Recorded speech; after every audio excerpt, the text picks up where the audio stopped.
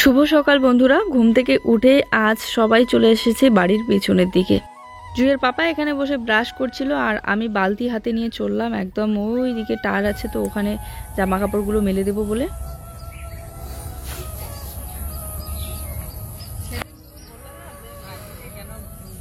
কি ভালো লাগছে না সকালবেলা ঘুম থেকে উঠে পাখির এত কিসমিস ডাক, আর বাড়ির পিছনের দিকে তো সারাক্ষণ পাখির কিসমিস ডাক শোনা যায়, কারণ গাছগুলো সব এদিকেই বেশি।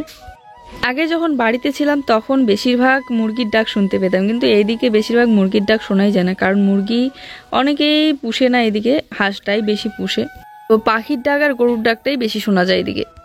আমি তো অনেক শখ করে মুরগি পোষা শুরু করলাম, কিন্তু আর হইল কোথায়। কিন্তু আমার বাবার বাড়ির ওইদিকে প্রত্যেকটা বাড়িতে মুরগি থাকবেই, আর সবারই শুধু একটা দুটো করে মুরগি না, প্রচুর পরিমাণে মুরগি। ধান ক্ষেত এত পাশেই, নিয়ে গিয়ে খেয়ে ফেলে নেউল বিজি, কিন্তু তারপরেও কিন্তু সবার বাড়িতে অনেক মুরগি। যাক, কি বলতো, যেই জায়গায় যে জিনিসটা শ্যুট করে, যেমন আমাদের বাড়িতে শাশুড়িমা অনেক কবার ছাগল পোষার চেষ্টা করেছে, ছাগল নিয়ে আসে কিন্তু থাকেই না, বাচ্চা হওয়ার কিছুদিন পর হয়তো মরে যায়, না হলে অসুস্থ হয়। গরু এর আগে অনেকবার নিয়েছিল, আদি নিয়েছিল, এই পোষাটাকে আদি বলে, মানুষের কাছ থেকে নিয়ে পুষে তারপরে আবার বাচ্চা হলে ভাগ দেয়। গুড মর্নিং এভরিওয়ান, কেমন আছো সবাই? আশা করি সবাই ভালো আছে, সুস্থ আছে। তো কালকে জামা কাপড় ধুয়ে দিয়েছিলাম, কিন্তু সন্ধ্যার দিকে, তখন তো আর মেলে দেওয়া বেকার, তো এই জন্য আজকে সকালবেলা উঠে জামা কাপড়ের বালতিতে নিয়ে এসে জামা কাপড়গুলো মেলে দিলাম। আর সকালবেলা কি সুন্দর রোদ উঠেছে, কি ভালো লাগছে দেখো। হাওয়া একটা আছে,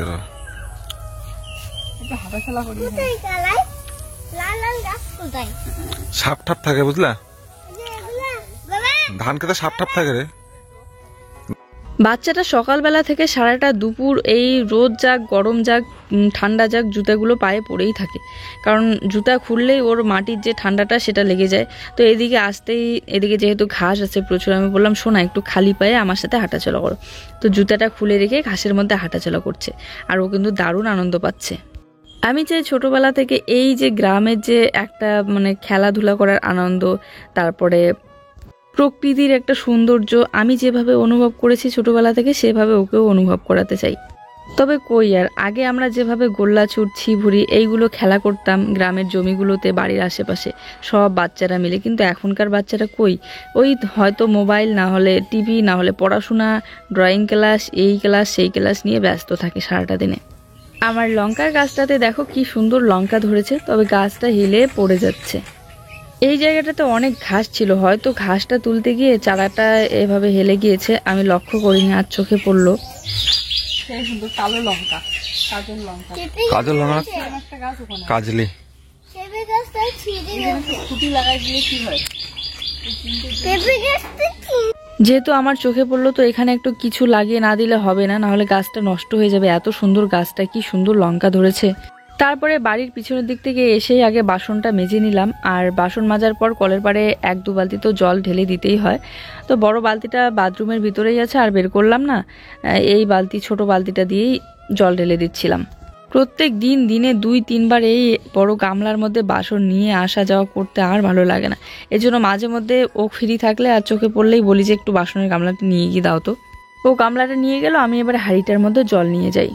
গতকালকের ভিডিওতে তোমরা সবাই অনেক ভালোবাসা দিয়েছো, অনেক সুন্দর কমেন্ট করেছো, তার জন্য অনেক ধন্যবাদ সবাইকে। সবাই যেভাবে পাশে আছো সেভাবেই পাশে থেকো। তবে হ্যাঁ, একটা দুটো কমেন্ট এসেছে যে 16 রড না নিলে পারতে।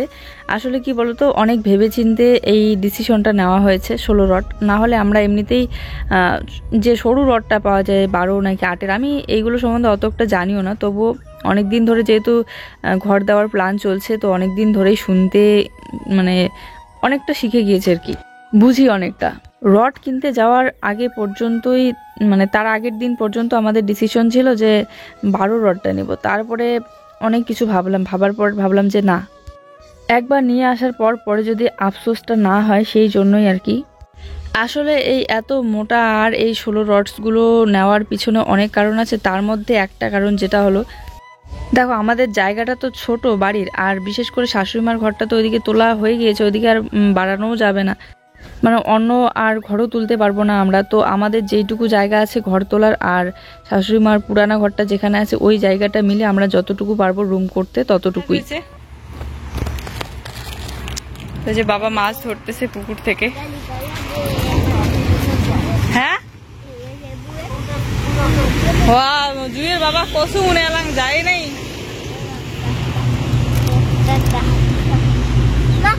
সব শুরু হয় তখন একদিনে সবকিছু মানে আজকে সকালবেলা উঠে গ্যাস ফিনিশ।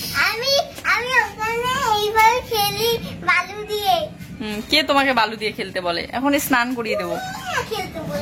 হ্যাঁ আমি তোমাকে খেলতে বললাম। সামনের দিক থেকে নিয়ে আসলাম বালু দিয়ে যেতে না খেলো তার জন্য। তো এই যে গ্যাস ভরতে নিয়ে যাবে এখন বাবা।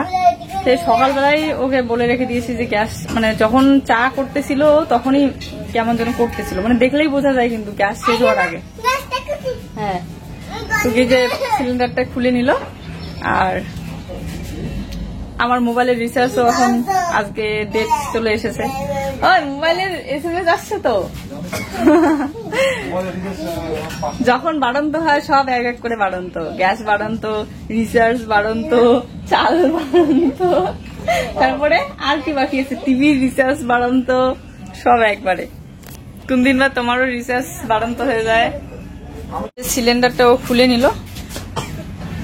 আর আমার কাগজ মানে আমার ডকুমেন্টস দিয়ে আমি নিতে পারিনি, কারণ হচ্ছে আমারটা আমার যে বাবার বাড়ি মেয়েবেলায় থাকতেই আমার ডকুমেন্টস দিয়ে নেওয়া হয়েছিল। তো একটা ডকুমেন্টস দিয়ে একবারই নেওয়া যায়, তবুও নিতে হবে।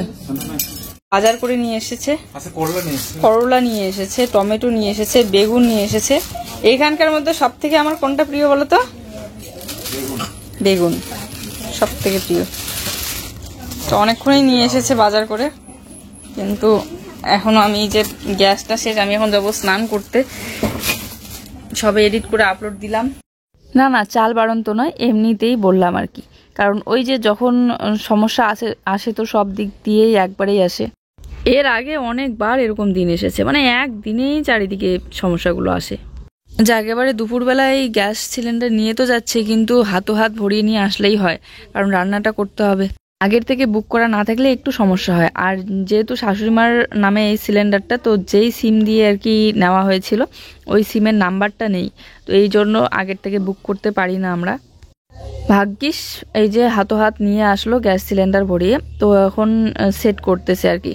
আর আমি এদিকে গ্যাসটা সেট করলে জলটা গরম করে জুইকে স্নান করে দেবো, আমি ওদিকে স্নান করে আসবো। আসলে ঠান্ডা তো পড়ে যাচ্ছে, তো ঠান্ডা জল দিয়ে ওকে আর স্নান করাই না, হালকা কুসুম গরম জল দিয়ে স্নানটা করিয়ে দিই। আমি এই সিলিন্ডারটা সেট করতে পারি না। ও আবার বলছে যে এরকম করে আগে সেট করে তুলে দেখতে লাগবে, যদি সিলিন্ডারটা সহ উঠে তাহলে ভাববা যে একদম ভালোভাবে সেট হয়ে গিয়েছে। বেঞ্চের পাগুলো পাথরের নিচে পড়ে গিয়েছে, তো এই জন্য এখন বের করাও যায় না বেঞ্চটা, আর সিলিন্ডারটা বের করতে আর ভিতরে রাখতে একটু অসুবিধা হয়। তো আমাকে এই যে সবজি কেটে দিচ্ছে, আজকে হবে ঘন্ট, বাঁধাকপি, বেগুন, শীতকালের মতো একটা সুন্দর সবজি। শুটকি মাছ তো আজকে রাতে না খবর আছে। সাইকেল ঠিক করতেছে, টাকা দিবে 100 টাকা আমি দিচ্ছি। তো জুইকে স্নান করিয়ে দিলাম আর কিছু জামা কাপড় ধুয়ে দিয়ে ওদিকে আমিও স্নান করে আসলাম। ওদিকে সবজি কাটাকাটি কমপ্লিট করে নিয়েছে। তো চলো দেখি কি কাটলো। তো খিদে পেয়েছে না, খিদেতে আর কথাই বলতে পারছি না, প্রচন্ড খিদে পেয়েছে। আর জুইকে তো একদম পেট ভরিয়ে ডালি খাওয়াই দিয়েছি সকালবেলা, এই জন্য চুপচাপ আছে। তো এখানে টমেটোটা আবার গোটায় রেখে দিচ্ছ কেন? কেটে দেবো, প্লাস্টিকে দিব নাকি? রুনিয়ে থাকলে ভালো হতো। আর এখানে এই যে করলাগুলো বেশি মোটা করে কাটছো, তেলে ভাজা করতে লাগবে। তো লঙ্কা আর পেঁয়াজ তেলে ভেজে তারপরে একটু কালো জিরাও দিয়ে দিলাম। দেওয়ার পর এই যে করলাটা দিয়ে দিলাম, আর একটা আবার আলুও দিয়েছে। দেখো অনেকদিন পর আজকে করলা ভাজা খাচ্ছি। আর মাঝে মধ্যে এরকম নিয়ে আসতে বলি অন্য সবজি, যেগুলো খাওয়া হয় না সব সময়। ও কেন জানি না সবজি বাজারটাই ঠিকঠাক করতে পারে না, নিয়ে আসতে বলি একটা, নিয়ে আসে আরেকটা। করলা ভাজা হয়ে গিয়েছে আমার, করলাটা নামিয়ে রেখে তারপরে হচ্ছে বাঁধাকপি আর আলু দিছো? আলু বেগুন বাঁধাকপি বলে না পাতাকপি বলে বলতো? আরে যে যেরকম বলে, আমরা তো বাঁধাকপি বলি না।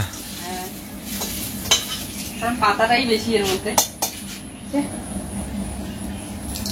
আমি ভেবেছিলাম এমনিতে করলাটাই ভাজা করবো, আলু না দিতে বলেছিলাম ওকে। আর মোটা করে কেটেছে, তো মোটা করে কাটলে এমনিতে করলা ভাজা করলেও ভালো লাগে। আর যদি আর গ্যাসটা বন্ধ করতে হবে না, বসে দিই এখনই। কি হবে? এতগুলো পেঁয়াজ কি কারণে কাটছো তুমি?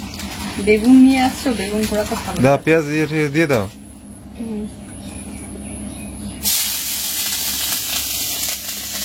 বাঁধাকপিটা অনেকদিন হয়ে গেল খাওয়া হয় না, তো আজকে নিয়ে এসেছে, ভালোই করেছে, একটা অন্যরকম সবজি হবে। আর যেটা বলছিলাম, ওই কি বলতো, এইটুকু জায়গার মধ্যে যেহেতু আমরা ঘর তুলবো, রুম একটু বড় করতে হবে। তারপরে যদি কখনো ভবিষ্যতে আমাদের বাচ্চা কাচ্চা ঘর তুলতে চায় আরও, বা আমরা যদি চাই কখনো আরও রুম তুলতে, তাহলে আর কখনোই সম্ভব হবে না যদি আমরা এখানে একদম সরু যে রডসগুলো থাকে সেইগুলো দেই। এবারে আমরা তো আপাতত রুম করে উপরে টিন দিয়ে রাখবো, এখন ভবিষ্যতেরটা তো বলা যায় না, তাই আর কি ডিসিশন নিয়ে এই 16 রডস দেওয়া। তাহলে চাইলে কখনো উপরে ছাদও দেওয়া যাবে। তো এই দেখো আমাদের গাছ থেকে কাঁচা লঙ্কা তুলে নিয়ে আসলাম 2টা, অনেকগুলো কাঁচা লঙ্কা হয়েছে। আর কাঁচা লঙ্কা ভাতের সাথে খেতে দারুণ লাগে। করলাম না বেশিগুলো বাজে লাগে, করলামগুলো সেই টেস্ট লাগে। এই দেখো, ছোট থেকে জুইয়ের একটা অভ্যাস, আমার চুলটা ধরে থাকতো সবসময়। এর আগে কিন্তু অনেকবার তোমাদেরকে বলেছিলাম, এখনও এই অভ্যাসটা যায়নি। এখন তো বড় হয়েছে, আমার কোল ছাড়া হয়েছে, আমার চুল তো ধরে থাকে না, এখন নিজের চুলটা ধরে টানে। যখনই আমার নজরে আসে তখনই বারবার মনে করে দিই, বকু দিয়ে দিই যে চুল ওভাবে ধরতে হয় না, তখন আবার সরিয়ে নেয় হাতটা। এবং তারপরে আবার দেখো, এই অভ্যাসটা যে ওর কি করে দূর করবো সেটাই বুঝতে পারি না। তো যাক, এদিকে দেখো ঝাল লেগে গিয়েছে। প্রথমে ভেবেছিলাম যে লঙ্কাগুলোর হয়তো ঝালেই নেই, এত ছোট, এখন দেখি কি ঝাল বাবারে।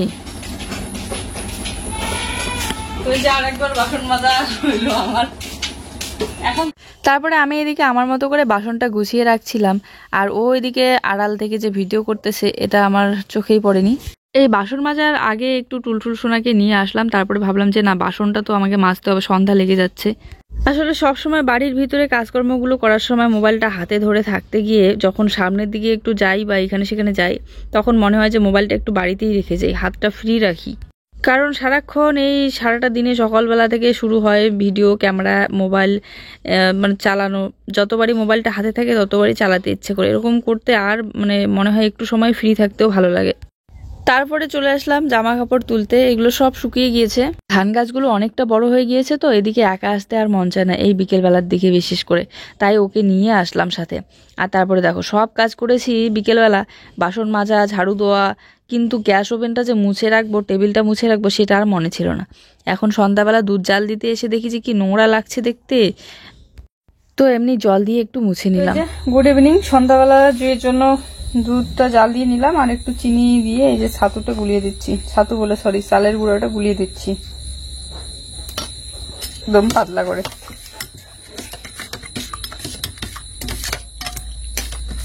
চালের গুঁড়োটাও পছন্দ করে দিলাম। ছাতুটা ও একা হাতেই খাবে, আর ভাতটা শুধু একা হাতে খেতে চায় না। দেখো আমাদের সাইকেল ঠিক হয়ে গেছে, ঠিক করে নিলে সাইকেল। চাকা লাগাইছো নাকি? কত টাকা নিল? সত্যি কথা বলতে সাইকেলটা এতদিন ধরে না থাকাতে কি যে অসুবিধা হতো। জুইকে স্কুলে নিয়ে যাওয়ার সময় এত দূর রাস্তা পায়ে হেঁটে যেত, আবার আসতো রেখে, আবার মানে ছুটির সময় নিয়ে আসতে যাওয়া। তো এই জন্য সাইকেলটা ও ঠিক করতে দিয়েছিল। আর এই সাইকেলটা ঠিক করতে অনেক কিছু পরিবর্তন করতে হলো, টায়ার থেকে শুরু করে। তবে একদিক দিয়ে ভালোই হলো, পড়েই ছিল এতদিন ধরে। আর এদিকে জুয়ের জন্য ডালিম নিয়ে এসেছেও, তারপরে শাক, মূলা শাক, আরও কি নিয়ে এসেছে, চিনি, চা পাতা। জুইকে বললাম সোনা ঝুড়ি থেকে নিয়ে গিয়ে একটু টেবিলের যে ঝুড়িটা আছে সবজি সেখানে রাখো, তো দেখো কি সুন্দর কাজ করছে। মাঝে মধ্যে ওকে একা হাতে কাজ করতে দিতে লাগে, এই ছোটোখাটো কাজগুলো, এখান থেকে এটা নিয়ে আসো, ওটা নিয়ে আসো, তাহলে তো শিখবে। তো সন্ধ্যাবেলা যখন বাজারে যাচ্ছিল আমি বলেছিলাম যে আমাদের জন্য মোমো নিয়ে এসো তো আজকে, তো মোমো নিয়ে এসেছে, আর তার সাথে এই যে ঝাল চাটনি।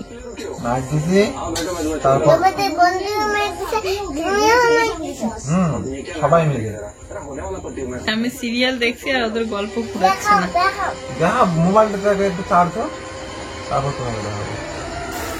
তারপর কি করবো, তারপর না জুই রাতে ঘুমানোর আগে যতক্ষণ ওর পাপার সাথে খেলবে না বিছানার উপরে, ততক্ষণ পর্যন্ত ও হচ্ছে ঘুমাবে না।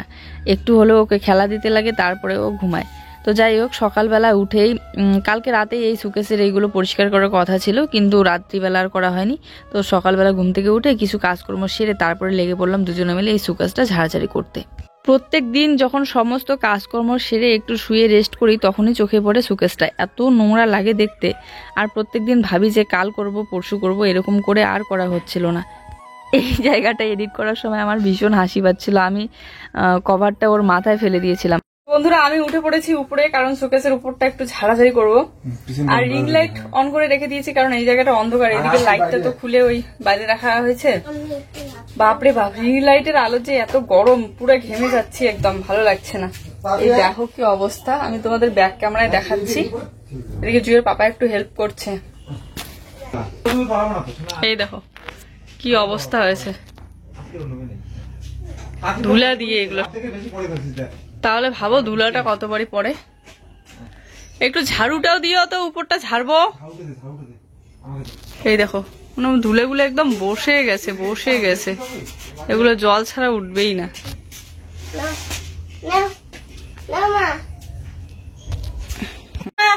এই যে নিয়ে নিলাম ঝাড়ু দিয়ে উপরটা ওদিকে ঝাড়বো। আমি কোথায় উঠেছি দেখো একবার, এর মধ্যে তুলে উঠে কাজ করছি। ভাবো তো, এটা তো সুকেসের ধুলা, মুছলেই চলে যাবে, আর যে ধুলাটা আমাদের নাক দিয়ে আমাদের শরীরে প্রবেশ করে সেটা কেমন করে চলে যাবে। আমার মনে হয় এই জন্যই জুয়ের সর্দি কাশিটা কখনোই কমে না, কিছুদিন পর চলতে থাকে। এই যে ধুলাটা, তো এটা তো ঘরেরই ধুলা, এই ধুলাগুলো সব প্রত্যেকদিন একটু একটু করে আমাদের শরীরের ভিতরেও যায়। কাঁচা ঘরের এই একটা জিনিস, ধুলা ছাড়া আর কিচ্ছু নেই। এটা তবুও সেই যখন থেকে সুকেস কিনেছি তার পরের থেকে নয়, তার মাঝে কিন্তু মাঝে মধ্যেই মোছামুছি করা হয়, তারপরেও কিছুদিনের মধ্যেই এতটা ধুলে জমে যায়। যেহেতু সুকেসটা মুছতে লাগলাম, তো এদিকে মাকড়সার জাল হয়েছে খুব, মাকড়সার জালটাও একটু ঝেড়ে নিচ্ছি। আর ওইদিকে আর্ট পেপারটা খুলে গিয়েছে, তো কেমন যেন লাগছে দেখতে। কয়েকদিন ধরে ওকে বলছিলাম যে এটা একটু লাগিয়ে দিও তো ভালো করে, ওই ডবল টোপ দিয়েছিলাম, খুলে গিয়েছিল। তারপরে যে বার্লির যে আটাগুলো আছে সেগুলো কিন্তু আছে, মানে ওইগুলো গরম করে তারপরে লাগাতে হবে, সেই জন্যই হচ্ছে না। সার্ফ বুলিয়ে নিলাম হালকা করে, না হলে উঠছেই না, এত নোংরা হয়েছে, দাগ বসে গেছে একদম, তাছাড়া উপায় নেই। একটু চিপে নিচ্ছি, এইবার দেখো কেমন পরিষ্কার না হয়। এটা আপাতত এখানে রাখি, দেখো এই মাঝখানেরটাতে শুধু কভার দেওয়া ছিল না, আর বাকি দুই সাইডের উঁচু জায়গাগুলোতে কিন্তু কভার দেওয়া ছিল। কভারটা ছিল একটা নেটের মতো শাড়ি কিনেছিলাম 200 টাকা দিয়ে, ওই শাড়ির যে ব্লাউজ পিসটা ছিল ওরকম একটা কালো রঙের ব্লাউজ আছে সেম শাড়ির ডিজাইনে, তো এই জন্য আর ব্লাউজ পিসটা বানাইনি বলে ওই ব্লাউজ পিসটা কেটে আমি দুই সাইডে দিয়েছিলাম। একটু পাতলা ছিল, এই জন্য এত নোংরা হয়েছে। তারপরেও এই বালতিটাই ব্যবহার করছে। হ্যাঁ, এই বালতিটা ধুয়ে নেবো একটু পরে, ভালো করে মেজে ধুয়ে, তারপর তাহলেই হয়ে যাবে। তো এই যে মোছা প্রায় কমপ্লিটের দিকে, উপরগুলো মুছো, এই জায়গাটা হয়ে কমপ্লিটের দিকে, এখন উপরগুলো বাকি আছে। এখন দেখো তো কতটা পরিষ্কার লাগছে, তাও কতগুলো উঠে না জানো, জং দাগ লেগে গেছে, এগুলো আর উঠবে না কোনোদিন। এই সুকেসটার অবস্থা ধীরে ধীরে খারাপ হয়ে যাচ্ছে। আমরা মাঝে মধ্যেই দুজনে শুয়ে যখন থাকি, ফ্রি থাকি, তখন গল্প করি। সুকেসটা যখন চোখে পড়ে আর আমাদের ঘরে ঢুকে যখন বিছানায় বসবে বা শুয়ে থাকবে, তখনই কিন্তু সুকেসটা আরও বেশি করে চোখে পড়ে। তো তখনই গল্প করি যে তুমি বলো তো আমাদের ঘরের সব থেকে বেশি ভালো লাগে কোন জিনিসটা। টিভি আছে, তারপরে খাট আছে, আরও অনেক কিছু সাজানো গোছানো জিনিস আছে, সব থেকে কোনটা বেশি ভালো লাগে? তখন কিন্তু ওর আর আমার কথা সেম মিলে যায়। আমিও বলি এই শোকেসটাই আমার সব থেকে বেশি পছন্দ, আর ও বলে। এক নম্বর কথা, এই সাদা রংটার জন্য অনেক বেশি ভালো লাগে, এটা আমার ভীষণ ভীষণ পছন্দের একটা জিনিস। আর দুই নম্বর কথা কি বলতো, এটা আমার ইউটিউবের প্রথম পেমেন্ট পেয়ে এই শোকেসটা নিয়ে আসা, তার জন্য আরও বেশি ভালো লাগে। তখন আমাদের ঘরের পরিস্থিতিটা একদম অন্যরকম ছিল। একটা টেবিল ছিল এখানে, একটা ছোট্ট কাঠের খাট ছিল। আমরা যখন প্রথমবার দিল্লি থেকে এখানে এসেছিলাম, তখন আমার এক দাদা এসেছিল দেখা করতে, আর তারপরে বাড়িতে গিয়ে আমার মাকে নাকি বলেছিল যে ওদের ঘরে কিচ্ছু নেই, একটা ছাপড়া ঘর। তখন অবশ্য উপরে এই যে কাপড়ের সিলিংটাও ছিল না, আর একটা শক্ত কাঠের খাট যেখানে কোনো কাঁথা তোষক কিচ্ছু নেই। তো সেই কথাটা তখন কোনো কারণে আমার কানে আসে, তো তখনই আমি ডিসিশন নিয়েছিলাম একদিন আমি এই ছোট্ট ঘরটাতে এক এক করে সব জিনিস কিনে সুন্দর করে সাজিয়ে গুছিয়ে তুলব। সেই থেকে আমি প্রচুর পরিমাণে মন থেকে চেষ্টা করি। আর আজ আমাদের এদিকে সবার ঘরে কম বেশি যে জিনিসগুলো আছে সেই জিনিসগুলো কিন্তু আমাদের ঘরেও আছে, এই প্রয়োজনীয় জিনিসগুলো। যাই হোক, উপরগুলো যেহেতু মুছে নিলাম সার্ফের জলে, তো তারপরে এই যে একটা শুকনো গামছা দিয়ে মুছে নিচ্ছি যাতে জলটা শুকিয়ে যায়। আর পুরো শোকেসটাই আজকে ভালো করে মুছে নিলাম, আর এখন দেখো কত সুন্দর পরিষ্কার লাগছে। আসলে সার্ফের জলে না মুছলে এগুলো উঠতোই না, এত নোংরা। আজকের ভিডিওটা এই পর্যন্তই। সবাই ভালো থেকো, দেখা হচ্ছে নতুন ভিডিওর সাথে। ভালো লাগলে লাইক কমেন্ট